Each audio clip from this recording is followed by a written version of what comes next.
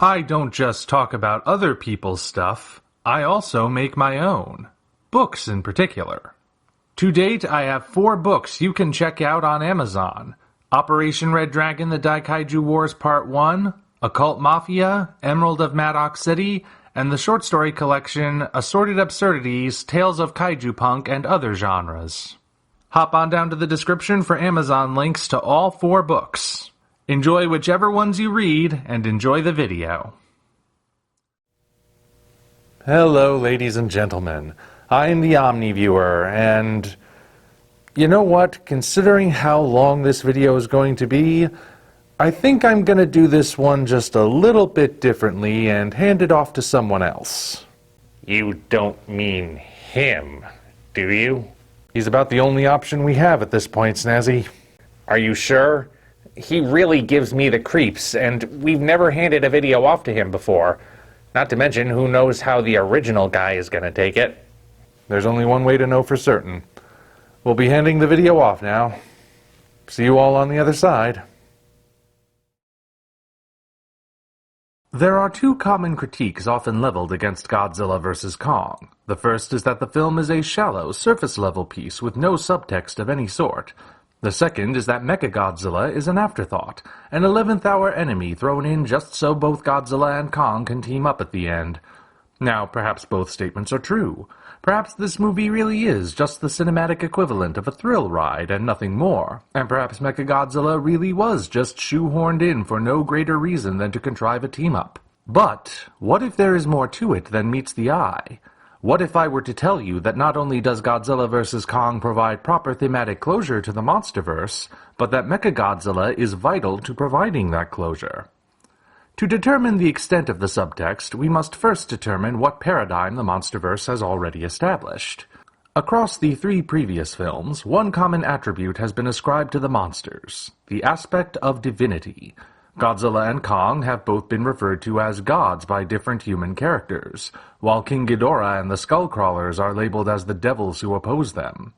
Godzilla, King of the Monsters, solidifies this idea by invoking religious imagery throughout and introducing a respective angel and demon in the forms of Mothra and Rodan. It also applies the term Titan to the monsters, a name clearly inspired by Greek mythology, where the Titans were the first truly divine beings in existence. While it is true that someone is always on hand to reframe the divine aspect as something more naturalistic, all this really does is conflate the natural with the divine. As far as the human protagonists are concerned, the Titans are the first gods, period. But what does the deification of these classic monsters actually mean? The first 2 films in this series appear to lean heavier into the naturalistic interpretation, presenting a warning for man to not interfere with nature. A storm must pass, an ecosystem must not be touched, a predator must hunt its prey, and Godzilla and Kong must maintain balance.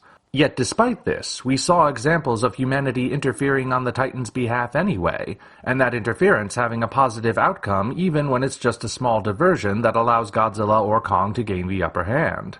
When King of the Monsters leaned into the religious interpretation, these moments were clarified. As it turns out, man does have a role to play, but he must play it correctly.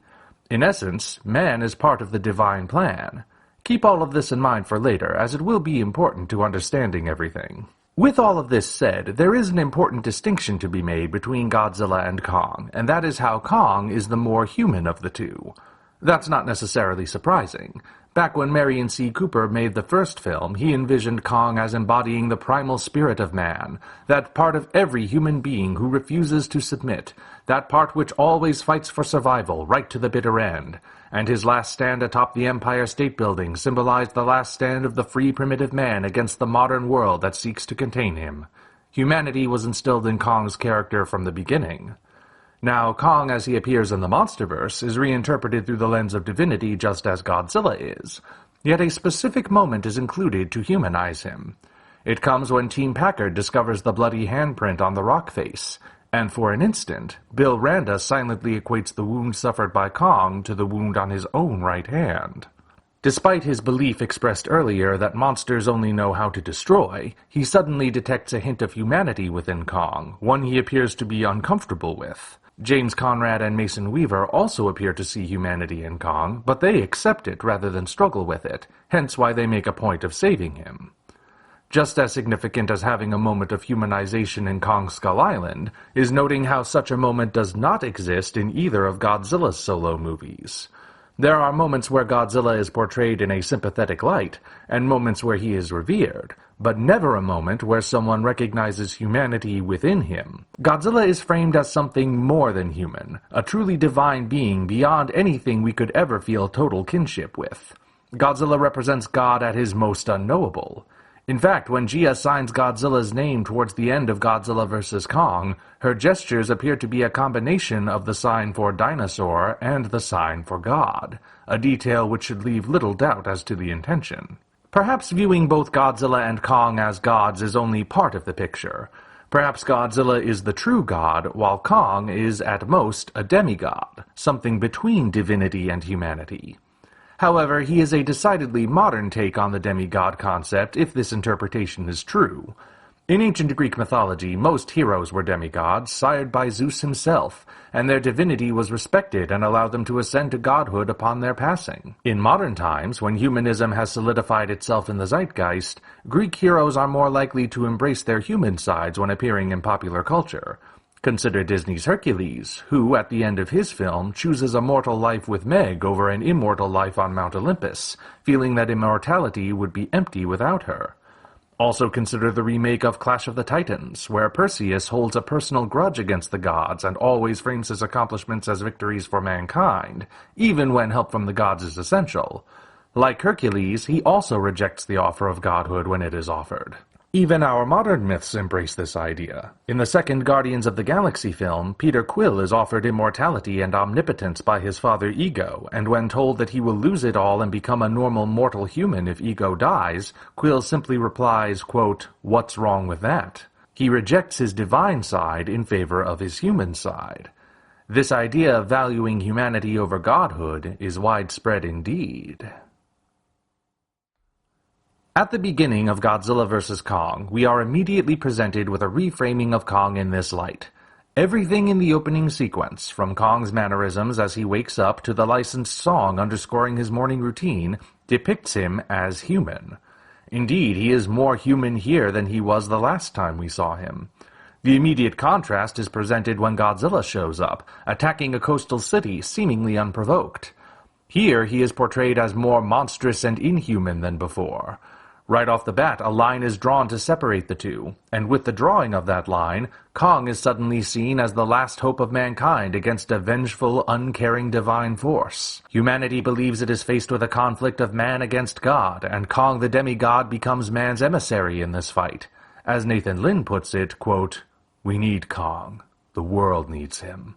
That line made it into the trailer, of course, and it led many people to assume that Godzilla had spontaneously turned evil. This was supposedly reinforced by a foreboding observation at the end of King of the Monsters regarding Godzilla. Quote, "Good thing he's on our side, for now."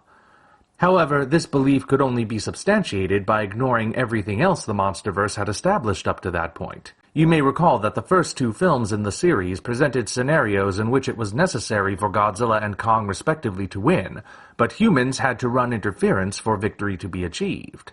Whenever humanity interfered in its own self-interest, usually against the title characters, this was always framed as objectively wrong. Man fires at Godzilla for fear that he will destroy a crowded bridge, but only winds up forcing him into it. Man tries setting a trap to kill Godzilla and the Mutos in one fell swoop, but it only endangers the city of San Francisco and results in deaths which could have been avoided.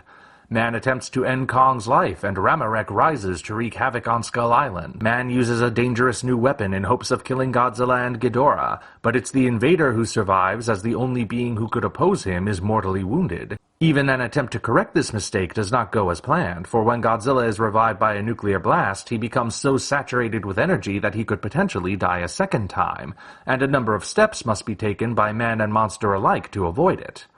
All of the above examples make it clear. When man opposes God, man gets struck down in one way or another, and that's exactly what he deserves. On the other hand, when man serves God, miracles occur, and evil is vanquished. Ergo, if Kong is the emissary of man in the battle against Godzilla, then Kong was never going to win, for winning would render the central truth of the MonsterVerse null and void. Kong's defeat symbolizes that man will never be victorious against God, no matter what. There's more to it than just that, however, for the notion that man had to fight God in the first place is revealed to have been a lie. That final line from King of the Monsters was not a warning about Godzilla, but a warning about man.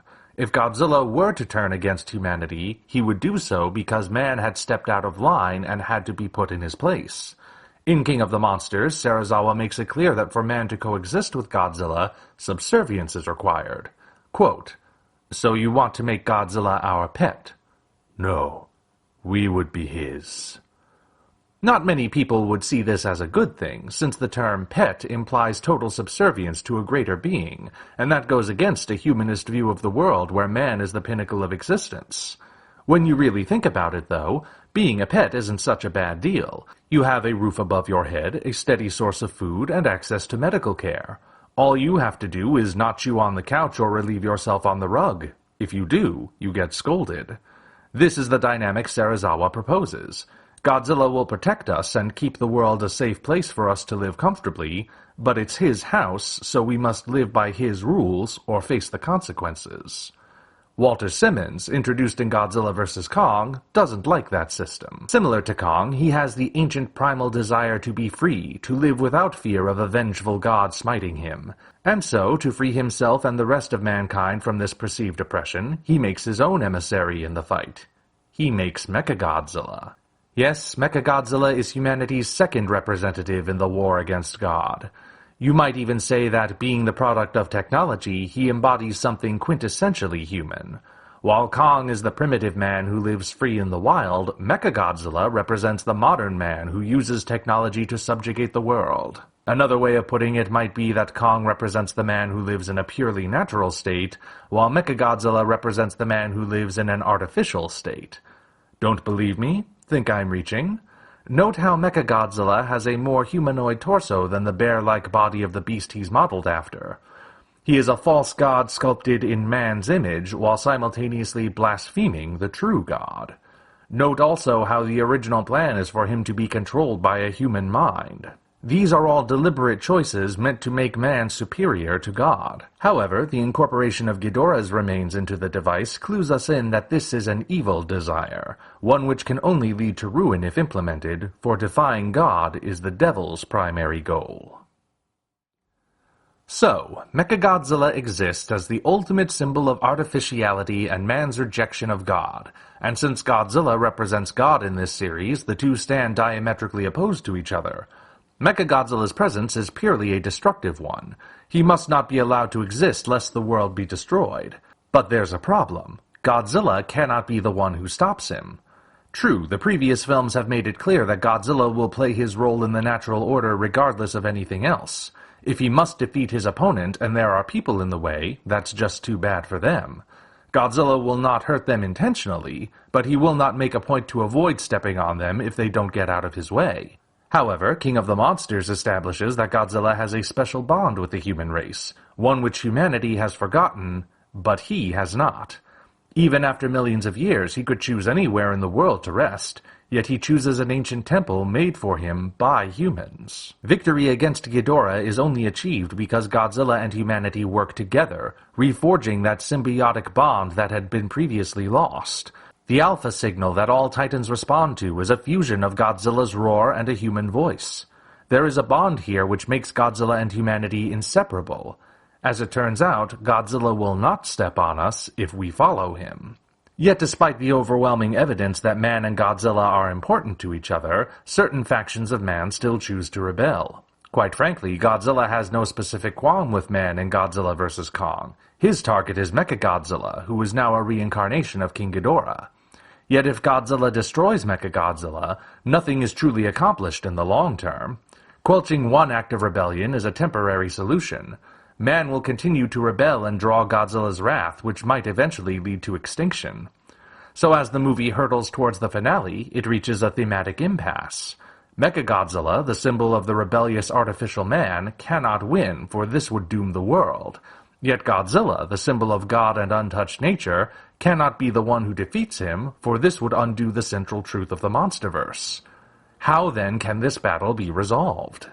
Re-enter Kong, the emissary of Natural Man. After his battle with the Divine, Kong has been brought back from the brink of death, and now he is presented with a choice. Yes, helping Godzilla is a choice. Nobody is twisting the Eighth Wonder's arm to aid the creature which nearly killed him a few minutes ago. Kong could easily just get up and walk away, leaving his rival to whatever fate the robot has in store. Yet Kong, like the rest of humanity, is not evil, and he lives to fulfill his role in the world just as Godzilla and humanity do. So he must fight. Of course, this seems absurd on the surface.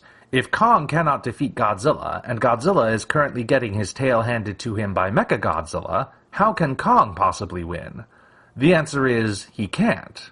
At least, not on his own. Kong does not defeat Mechagodzilla through brute strength alone, but rather by having his axe recharged by the real Godzilla. The significance here can be better exemplified if we draw comparisons to the Exodus story. While opposing Pharaoh, Moses does not perform miracles with his innate magical powers. Rather, God performs miracles through Moses, and this is to demonstrate the covenant between the divine and his people.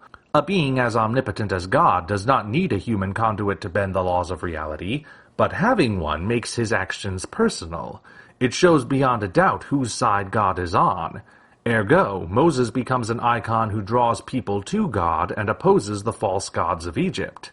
Similarly, the false idol that is Mechagodzilla is beaten when Godzilla performs a miracle through Kong. And so we see a story which began with the conflict of man against God end with the conflict of man against man, specifically natural man against artificial man, or the man who stands with God against the man who opposes God. Victory over evil occurs when God and man are united, and man is open to God's will. Godzilla's actions are personal ones, and Kong's acceptance of those actions make him a new beacon for mankind. You might even say a new covenant is forged through him. This perspective of accepting the divine rather than rejecting it makes the MonsterVerse unique in the modern Hollywood landscape.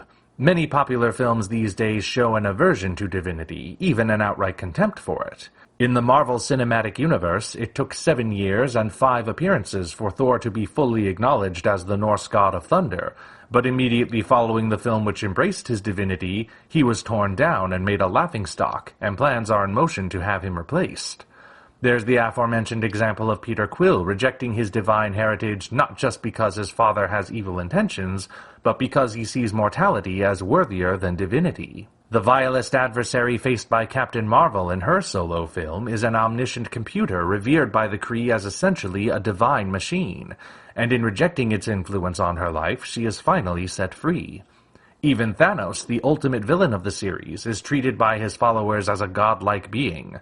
By the end, he has decided to fully assume the position of godhood so he can remake the universe in his image, only for the whole of the existing universe to stand against him. Over in the DCEU, Superman is clearly positioned as the god of that universe, and while it is shown that the world needs him, his is not a pure kind of divinity. The films of Zack Snyder depict him as having the potential for both good and evil. Currently he is good, but the sense that something could tip him towards evil is present even within the hopeful ending of Justice League. There remains a sense that God may not just forsake mankind, but turn on him with extreme prejudice and need to be stopped. Who is our one hope of ensuring that this alien god stays in line? Why, Batman, of course, the very pinnacle of what man can accomplish on his own. By accident or design, the MonsterVerse seems to be the only mainstream film series which not only sees the divine as necessary, but also accepts that the divine is incorruptible, while man is flawed and must submit to the divine if there is to be any hope for the future. Without guidance from the divine, all man will accomplish is the means of his own destruction by allowing wicked, dangerous ideas to take hold. Looking at the current state of the real world, perhaps that's a message man ought to reconsider.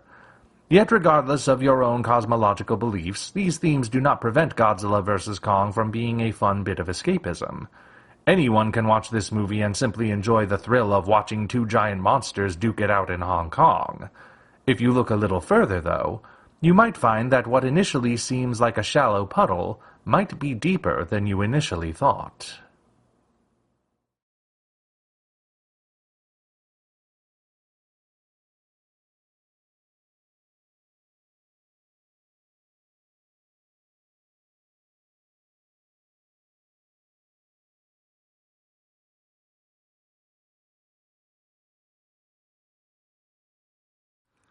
Congratulations, you reached the end. If you enjoyed this video, you might want to consider supporting us on Patreon. Of course, the other way to support us is to go to Amazon and check out our books: Operation Red Dragon, The Daikaiju Wars Part 1, The Occult Mafia, Emerald of Maddox City, and Assorted Absurdities, Tales of Kaiju Punk and Other Genres. Also check the description for links to DeviantArt and other platforms we operate. Thank you all for watching. We'll see you next time.